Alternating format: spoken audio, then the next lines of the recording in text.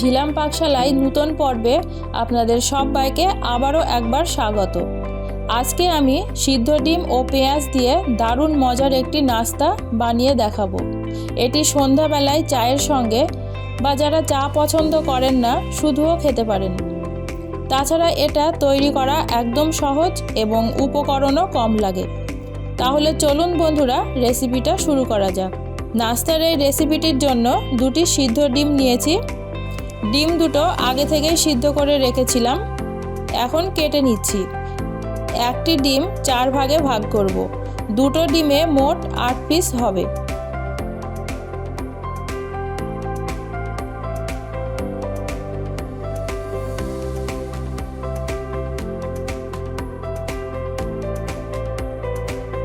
ডিম কেটে নেওয়া হয়ে গেছে, সরিয়ে নিচ্ছি।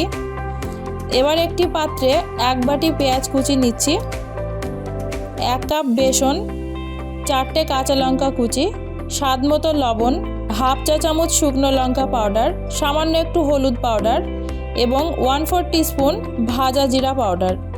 সব কিছু একসঙ্গে ভালো করে মিশিয়ে নেব। অল্প অল্প জল দিয়ে মেখে নেব। এখানে জল খুব একটা বেশি লাগবে না। বন্ধুরা, এই রেসিপিটির জন্য পেঁয়াজ বেশি মোটা করে কাটা যাবে না, একটু সরু সরু করে কাটতে হবে। আর এই ব্যাটারটি খুব একটি পাতলা করা যাবে না, ঠিক এই রকম হবে। আমার মেখে নেওয়া হয়ে গেছে। সামান্য একটু মিশ্রণ হাতে তুলে নিয়ে ডিমটি রেখে ভালো করে কোট করে নিতে হবে। ঠিক এই রকমভাবে সবগুলো বানিয়ে নেব।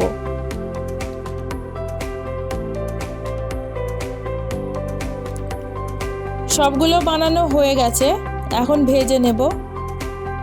ভাজার জন্য প্যান বসিয়ে দিয়েছি, একটু বেশি করে তেল দিয়ে দিচ্ছি।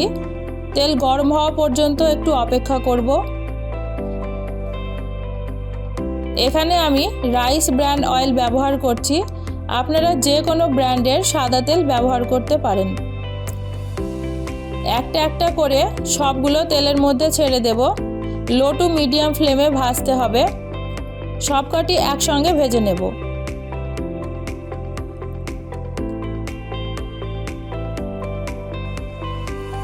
একদিক হালকা ভাজা হয়ে গেছে, উল্টিয়ে দিচ্ছি। এরকমভাবে কিছুক্ষণ সময় ধরে উল্টে পাল্টে গোল্ডেন ব্রাউন করে ভেজে নিতে হবে। ভাজা হয়ে গেছে, এবার ছাঁকনার সাহায্যে তেল ঝরিয়ে তুলে নিচ্ছি।